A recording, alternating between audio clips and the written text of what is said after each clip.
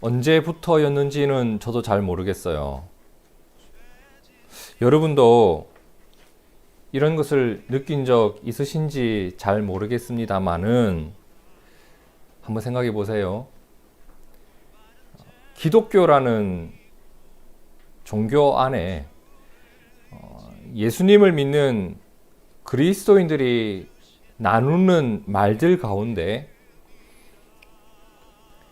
건강한 소통이 아니라 불필요한 논쟁들, 언쟁들 정말 많아진 것 같지 않으신가요? 제 청년 시절을 한번 돌아봤습니다. 교회에서 사람들과 나누었던 대화의 주제, 그리고 선배 후배들이 함께 모여서 고민하고 나누었던 이야기들을 돌아보니 그때 당시엔 정말 그랬어요. 야, 어떻게 하면 우리가 성경을 더 깊이 이해할 수 있을까? 어떤 책을 보면서 어떤 공부를 해야 성경을 더 깊이 알 수 있을까? 함께 기독교 서점에 한번 가보자. 뉴에이지 운동이라는 것이 한때 막 유행처럼 번졌는데 그 운동에 어떻게 대응할 수 있을까 우리가? 청년들의 조직을 어떻게 튼튼하게 세워갈 수 있을까? 주보를 이렇게 만들면 어떨까? 성탄절에 이번엔 이렇게 한번 해볼까? 문학의 밤 어떻게 준비할까? 그리고 부흥을 위해서 오늘 우리가 회개해야 될 것은 뭘까? 우리 청년들이 무엇을 버려야 될까? 우리가 어디에 서 있어야 될까? 우리의 사명은 뭘까? 이런 고민을 했던 게 여러분, 뭐 제가 특별해서 그랬던 게 아니에요. 그리고 제가 다녔던 교회가 특별한 교회도 아니었어요.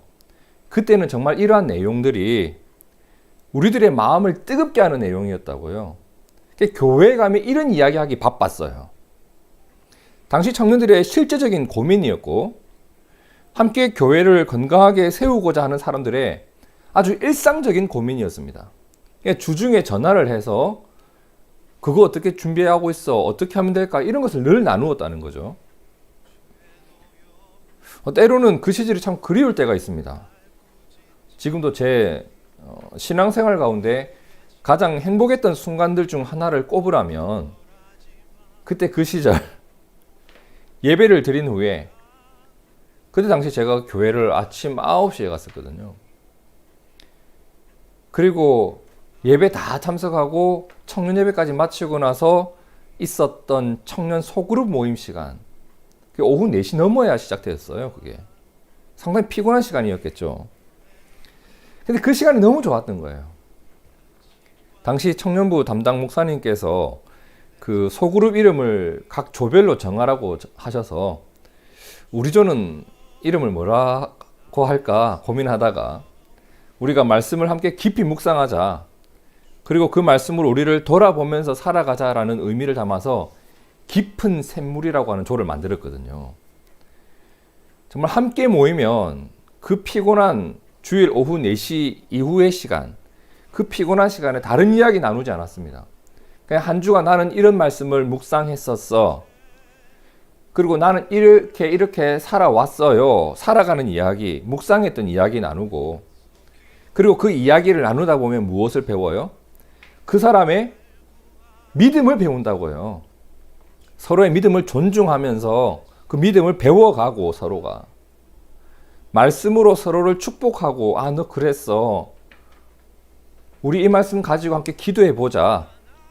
그렇게 나누다 보면 저녁 시간이 되어서 같이 저녁 먹고, 너무 답답한 마음을 가지고 있는 친구가 있으면 야, 우리 저기 갔다 오자 하면서 갔던 곳이 영도바다 또는 송정바다, 거기를 걷는 것이 저희들의 그냥 주일의 모습이었어요. 밤 10시 반에 송정바다에서 먹는 500원짜리 오뎅 하나가 얼마나 맛있는지 모릅니다. 그렇게 신앙생활을 하다 보니까 믿음으로 살아가는 삶의 과정, 일상의 묵상, 이것을 나누다 보니, 잘 들으세요, 믿음의 공동체라는 것이 교회라는 조직이나 교역자들의 행정에 의해서 세워진 것이 아니라 우리들의 믿음에 의해서 관계라는 것이 형성되었고, 그것 때문에 믿음의 공동체가 자연스럽게 세워져 가더라고요. 그러니까 서로의 믿음이 공동체를 세워가는 힘이 되었고, 서로를 연결해주는 끈이 되었단 말입니다. 무엇이? 믿음이. 그리고 그 믿음의 나눔이 말이에요. 그냥 그 시절을 돌아보면 믿음의 내용이 분명했습니다. 우리가 무엇을 믿고 있는지, 그리고 서로의 믿음을 존중함이 있었어요. 그리고 관계의 끈은 매우 튼튼했습니다. 자, 그런데 언제부터인지 교회 안에 믿음의 나눔들이 점점 줄어가기 시작했어요. 그리고 무엇이 늘어났을까요? 불필요하고 소모적인 논쟁들이 늘어가기 시작했어요. 그리스도를 따르는 일에 대한 고민은 점점 줄어가고, 그냥 그럴듯하게 들리는 공허한 말들, 감성적이고 실체가 없는 말들, 막 좋아 힐링이 되는 말, 이런 거 있잖아요. 엄청 따뜻해 보이지만 실체가 없는 그런 말들이 막 넘쳐나기 시작했습니다. 정말 이러한 현상이 교회 여기저기서 나타나기 시작했고, 심지어 기독교 서적, 찬양 가사 속에서도 이러한 경향이 나타나기 시작했어요. 여러분, 찬양들 가운데 부르면 부를수록 눈물도 나고 마음도 막 따뜻해지고 하지만 내 믿음과 상관없는 찬양들이 얼마나 많은지 몰라요. 생각해 보세요, 여러분. 왜 동성애 문제가 우리가 옳다 그르다를 논쟁해야 하는 일인가요? 하나님이 못 박아놓은 일이잖아요. 왜 헌금 문제가 우리가 옳다 그르다를 판단하고 있어야 되나요? 왜 예배의 형식 때문에 우리가 서로 다툼이 일어나야 될까요? 심지어 교회에서 뭘 먹을지 때문에, 어디를 갈까 때문에도 다툽니다. 그럼 목회자와 신학자들은 어떨까? 저는 목회자, 신학자 커뮤니티에 많이 이렇게 가입이 되어 있거든요. 가면 정말 난해한 신학적 논쟁도 벌리고, 우리가 교회가 이렇게 되어야 된다, 교회 갱신, 이런 얘기 얼마나 많은지 몰라요. 이야기들은 정말 많아요. 근데 그렇게 논문만 발표하고 뭐가 없어요? 실체가 아무것도 없는 거예요. 큰 교회 목사님들이 뭐라고 하는지 아세요? 교회가 작아져야 된다고 해요. 저는 되게 헷갈려요.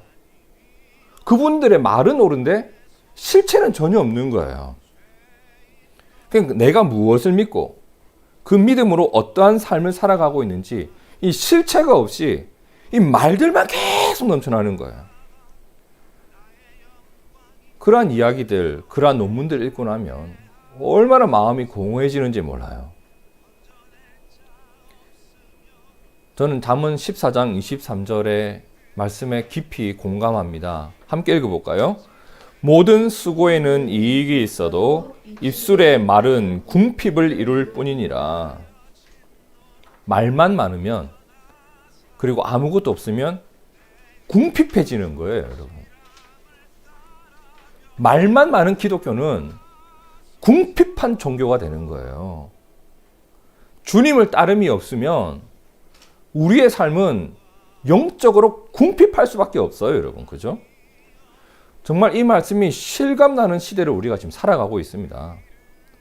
뭔가 말은 많은데 실상은 없고, 어떻게 되어야 한다는 말들은 넘쳐나는데 그렇게 되어짐은 없고, 심지어 어떻게 되어야 한다는 것을 아는 것만으로, 어떻게 되어야 한다고 말하는 것만으로 내가 그러한 신앙생활을 하고 있다는 착각 속에서 살아가는 사람들이 넘쳐나고 있는 이 시대를 오늘 우리가 지금 살아가고 있습니다. 이러한 현상은 사실 매우 기이한 현상이에요. 호세아 6장에 보면 당시 수많은 사람들이 하나님을 등지고 살았던 그 시대에 어떤 일부 사람들은 이런 말을 했다고 해요. 호세아 6장 1절. 오라 우리가 여호와께로 돌아가자. 여호와께서 우리를 찢으셨으나 도로 낫게 하실 것이요 우리를 치셨으나 싸매어 주실 것이라. 여호와께서 이틀 후에 우리를 살리시며 셋째 날에 우리를 일으키시리니 우리가 그의 앞에서 살리라. 그러므로 우리가 여호와를 알자. 힘써 여호와를 알자. 그의 나타나심은 새벽빛같이 어김없나니 비와 같이 땅을 적시는 늦은 비와 같이 우리에게 임하시리라 하니라. 자, 이게 사람들의 말이었다는 거예요. 그들에게 실제로 있었던 일이 아니라 이런 말을 하는 사람들이 있었다는 거예요. 자, 그러면 하나님이 그 말을 듣고 그들에게 뭐라고 하셨는가? 바로 뒤에 나오죠. 6장 4절에 너희의 인애가, 너희의 그 반응이, 너희의 그 말이, 나에 대한 신실함이 무엇 같다? 아침 구름 같다. 쉬 없어지는 이슬 같다. 여러분, 아침 구름과 이슬의 특징이 뭐예요? 해가 뜨면 사라진다. 하나님 보시기에 너희가 그렇게 말은 할 줄 아는데 그 말대로 이루고자 하는 진정성이 어떻다? 없다. 진심이 없는 거예요. 그래서 하나님이 그들에게 했던 말이 이거예요.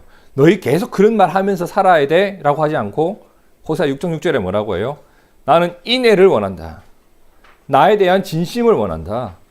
너희의 진정성을 원한다. 변치 않는 태도를 원한다. 너희의 신실함을 원한다. 무엇보다? 제사보다. 너희 예배를 드리기 이전에 나에 대한 진심은 있니? 하나님이 이렇게 물으신 거예요. 번제보다 무엇을 원한다?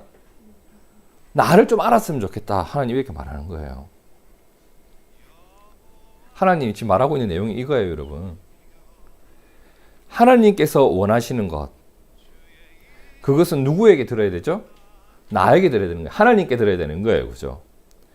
근데 너희는 내가 원하는 것을 너희가 짐작하고 너희가 결정해서 나에게 막 그냥 갖다 쏟아붓고 있다. 이게 무슨 말이에요, 여러분? 당시 사람들이 하나님을 믿고 싶은 대로 믿었다는 겁니다. 왜? 신앙생활을 내가 하고 싶은 정도만 하고 싶거든요. 내가 하고 싶은 대로만 하고 싶거든요. 그러니까 신앙생활을 원하는 방법으로 원하는 만큼만 하기 위해서 나에게 필요했던 게 뭐예요? 하나님 말씀을 듣지 않는 거였어요. 그게 하나님을 또 섬기는 거예요. 이런 이상한 신앙생활을 하고 있었다는 거예요. 근데 오늘날도 이러한 모습이 우리에게 있단 말이에요, 여러분.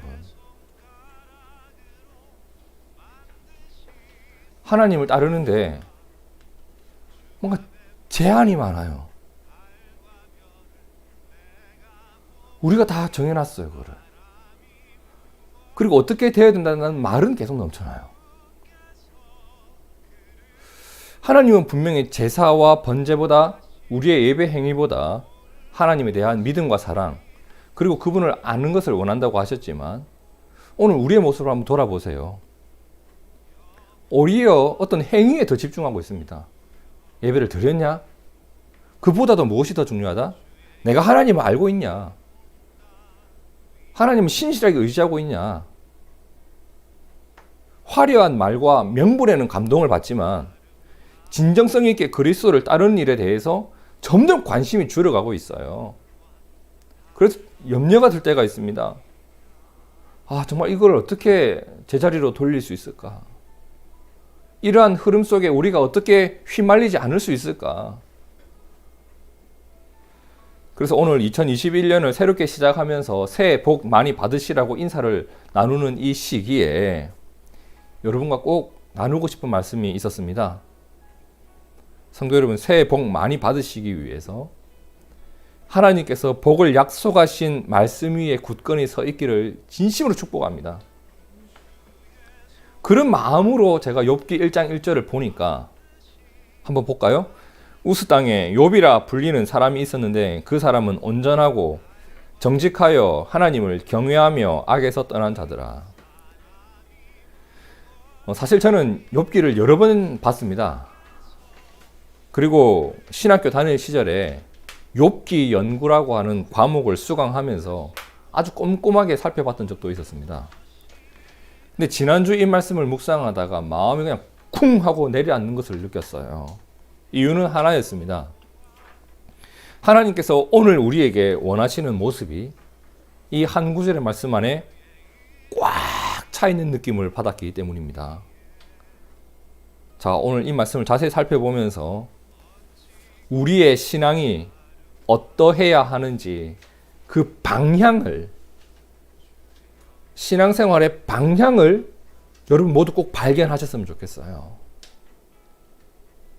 그리고 정말 논쟁과 말만 넘쳐나는 공허한 신앙생활이 아니라 무엇 하나라도 하나님 앞에서 내가 바로 세워져 가는 실제적인 신앙생활이 무엇인지 깨닫고 그 일이 오늘 우리에게 시작되는 복된 새해 되시기를 진심으로 축복합니다. 오늘 말씀 이렇게 시작하죠. 뭐라고 시작해요? 우스 땅에, 어디예요? 어디예요 이게 도대체? 저 되게 궁금했습니다. 우스가 어디냐? 뭐 예루살렘 땅에, 사마리아 땅에, 갈릴리 땅에 하면 우리 어딘지 알잖아요. 우스 땅에, 이름도 웃겨요. 우스. 그래서 제가 논문과 사전과 주석들 다 뒤졌습니다. 그냥 다 뒤져보니까 결론은 이거였어요. 어딘지 확실치 않다. 사람들은 막 얘기해요. 에돔 지역 근방일 것이다. 저 북부 시리아, 당시 아람 지역이었을 것이다. 북아라비아 지역 근방일 것이다. 수많은 이야기들이 있지만 정확한 건 이거예요. 알 수가 없다. 이게 제게 은혜가 되더라 말입니다. 어디인지 알 수도 없는 그 땅. 욥은 또 누구예요? 족보도 모르고 연고도 알 수 없는 그 한 사람을 누가 기억하셨다? 하나님이 기억하고 그의 삶의 이야기를 하나님이 성경으로 남겨놓으셨다. 하나님이 그를 지켜보고 계셨고 하나님이 그를 자랑스러워하고 계셨다. 누구를? 우스 땅에, 알지도 못하는 땅에 살고 있는 누구를? 욥이라 불리던 사람을. 그렇다면 하나님, 오늘 우리도 바라봐 주십시오. 이런 고백을 할 수 있지 않겠어요, 여러분? 서울 성북구 장위동 저 구석진 땅에 월세 주고 살아가고 있는 그 한 사람을, 서울 성북구 정릉동 땅에 살아가고 있는 그 한 사람을, 서울 성북구 삼성교 땅에서 살아가고 있는 그 한 사람을, 어딘지 이름도 들어본 적 없는 곳에서 땅 밖에 살아가고 있는 그 한 사람을 하나님이 지켜보고 있더란 말입니다, 여러분. 그죠? 어디라고 확정 지을 수도 없는 바로 그곳, 우스 땅에 욥이라고 하는 사람이 살고 있었다고 합니다. 하나님 압니다. 누가 어디서 하나님을 경외하며 살아가고 있는지 하나님 기억합니다. 오늘 우리가 하나님 기억에 남는 한 사람이 되기를 축복합니다. 자, 그리고 우스 땅에 욥이라 불리는 사람이 있었는데 그 사람은 어떠했다고 해요? 온전하고라고 합니다. 온전하고 히브리어로 탐이라고 합니다. 탐. 이 말은요, 여러분, 신앙적, 인격적 성숙도가 높았다는 이야기입니다. 그럼 이게 또 무슨 말이냐? 신앙적인 성숙함이 있었다라는 말은 거칠애가 없었다는 거예요. 그죠? 어떻게 보이는 자가 아니라 어떠한 자였다는 거예요. 그죠? 눈속임이나 다른 이에게 보이기 위한 거칠애가 없다 보니 하나님과의 친밀도가 높았어요. 여러분, 거칠애가 없어야 친밀도가 올라갑니다. 그렇지 않겠어요? 인간관계도 그래요. 계속 신용만 하고 겉과 속이 계속 다르고 어떻게 친밀도가 생기겠어요? 하나님에 대한 온전함은 이거예요.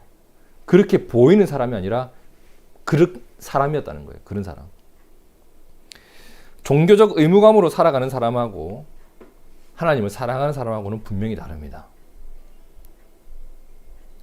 하나님을 향한 욥의 태도는 온전함. 시편 119편 1절과 2절을 함께 읽어볼까요? 시작. 행위가 온전하여 여호와의 율법을 따라 행하는 자들은 복이 있으며 여호와의 증거들을 지키고 전심으로 여호와를 구하는 자는 복이 있도다. 네, 봐요. 여호와의 율법을 따라 행하는데 어떠한 자? 행위가 온전하게 따라가는 자가 복이 있다고 했습니다. 온전함이 뭐다? 거칠애가 없는 사람. 우리의 신앙이 온전한 신앙, 성숙한 신앙, 거짓이 없는 신앙, 이것이 우리의 믿음의 방향이 되길 축복합니다. 그리고 욥은 또 어떤 사람이었다? 정직하여. 정직하다라는 말을 우리가 잘 알아요. 그죠? 사람에게 대해서 자비가 있었고 거짓이 없는 정직함이 있었다는 거예요. 근데 이 말, 야사르라는 말이 하나님께 야사를 했다라는 표현을 쓰면 의미가 조금 달라져요. 하나님께 대해서 반듯했다라는 의미. 반듯했다. 앞뒤가 다르지 않았다. 반듯했다. 신명기 6장 18절에 보니 여호와께서 보시기에 정직하고 선량한 일을 행하라. 그리하면 네가 복을 받고 그 땅에 들어가서 여호와께서 모든 대적을 내 앞에서 쫓아내시겠다고 내 조상들에게 맹세하신 아름다운 땅을 차지하리니 여호와의 말씀과 같으니라. 여러분 보세요. 하나님 앞에서 앞과 뒤가 다르지 않는 사람, 하나님은 그에게 하나님의 약속을 성취하여 주시겠다고 약속해 놓으셨습니다. 여러분 하나님 앞에서 정직해야 돼요. 필요할 때만 말씀을 하나님 이대로 이루어 주십시오라고 구하는 사람이 아니고 내 할 거 다 하면서 하나님 요것도 이루어 주십시오라고 하는 이렇게 말씀을 이렇게 꼭 몇 개 뽑아 가지고 살아가는 그런 사람이 아니라 말씀 하나하나 앞에서 반듯하게 살아가면서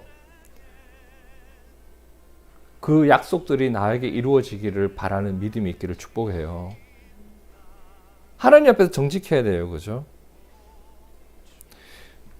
잠언 15장 8절에 보니까 악인의 제사는 여호와께서 미워한다고 했습니다. 하지만 정직한 자의 기도는 하나님이 기뻐한다고 하셨습니다. 하나님 앞에서 앞뒤가 다르지 않고 사람들을 향한 자비와 정직이 있는 사람, 바로 그가 하나님의 기쁨이 되는 사람입니다. 욥이 그랬다고 하죠.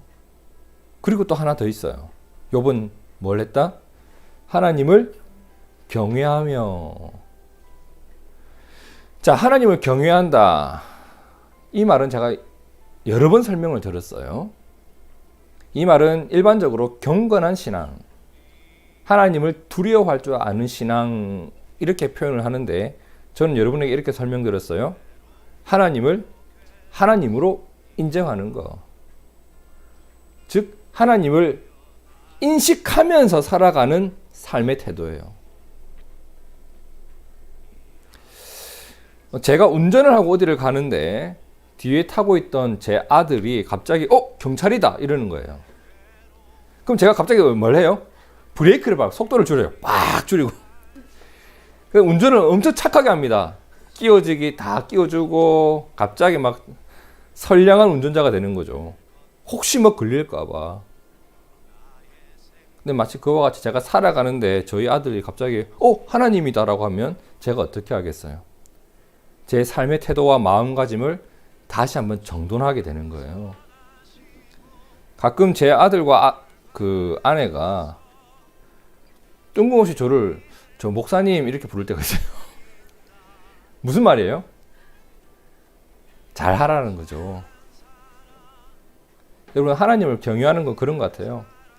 하나님을 잊지 않는 것.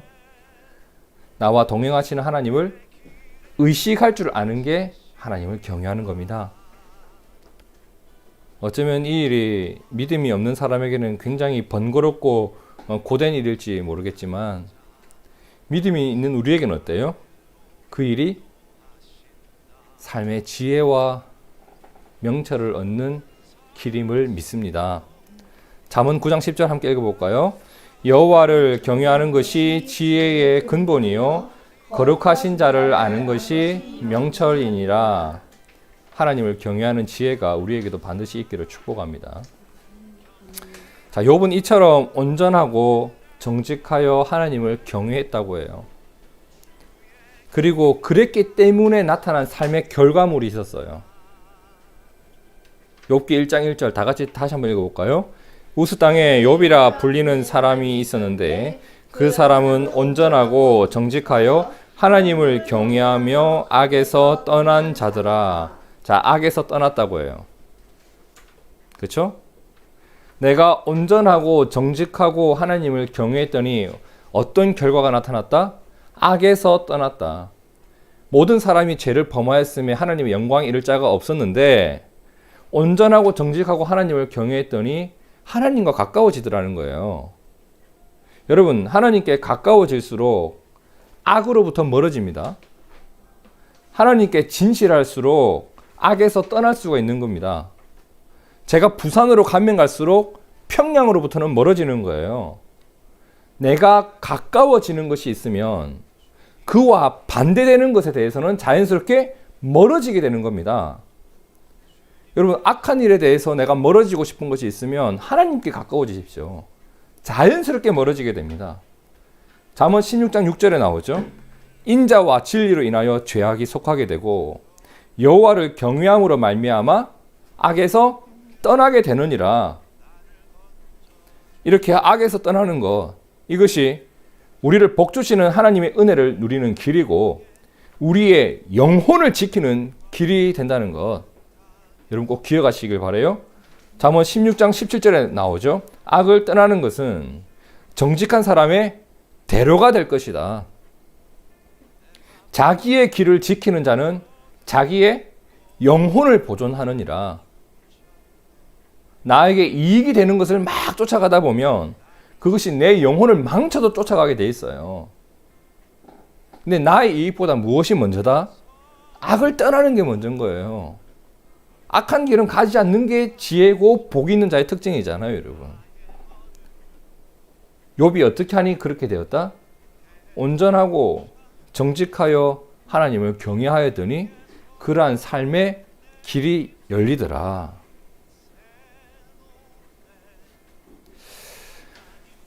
성도 여러분, 2021년을 살아가는 오늘 우리들의 믿음이 사실 참 지키기 힘든 시절입니다. 얼굴을 마주하면서 말씀을 공부할 수 없는 시기가 되었고, 그리고 호세아 시절의 사람들처럼 아침 구름, 쉬 없어지는 이슬 같은 말은 넘쳐나고 있고, 그 속에서 우왕좌왕하면서 무엇이 내가 따라야 할 삶인지 구체적인 목표도 보이지 않는 시기를 우리가 지금 살아가고 있거든요. 이러한 시기에 말만 많고 아침 구름 쉬 없어지는 이슬 같은 믿음은 복 없는 자의 특징이에요. 이러한 현상이 오늘 나에게 나타나고 있다면 속히 벗어나야 돼요. 그리고 우리가 꿈꿔야 될 믿음의 모습은 욥기 1장 1절이에요. 우스 땅에 욥이라 불리는 사람이 있었는데 그 사람은 온전하고 정직하여 하나님을 경외하고 악에서 떠난 자다. 이것이 오늘 우리의 믿음의 방향이 되었으면 좋겠습니다. 1차적인 목표 지점이 되었으면 좋겠어요. 내가 저기는 도달해야 되겠다. 근데 제가 이 말씀들을 묵상하다가 혹시나 해서 한번 찾아봤습니다. 이 말들이 나타나는 다른 성경 구절에는 이 말이 어떻게 사용되고 있을까? 그러다 우연찮게 발견하게 된 게 이거예요. 자, 시편 119편 1절 함께 읽어볼까요? 행위가 온전하여 여호와의 율법을 따라 행하는 자들은 복이 있으며 온전하고. 신명기 6장 18절 여호와께서 보시기에 정직하고 선량한 일을 행하라. 그리하면 네가 복을 받고 정직하여. 시편 128편 1절. 여호와를 경외하며 그의 길을 걷는 자마다 복이 있도다. 하나님을 경외하며. 잠언 3장 33절. 악인의 집에는 여호와의 저주가 있거니와 의인의 집에는 복이 있느니라. 악에서 떠난 자. 이 말씀들을 보니까 어때요? 욥은 하나님의 복을 받은 사람이 틀림없었어요. 그렇죠? 근데 무엇이 있었어요? 하나님이 복 주시는 믿음이 있었다.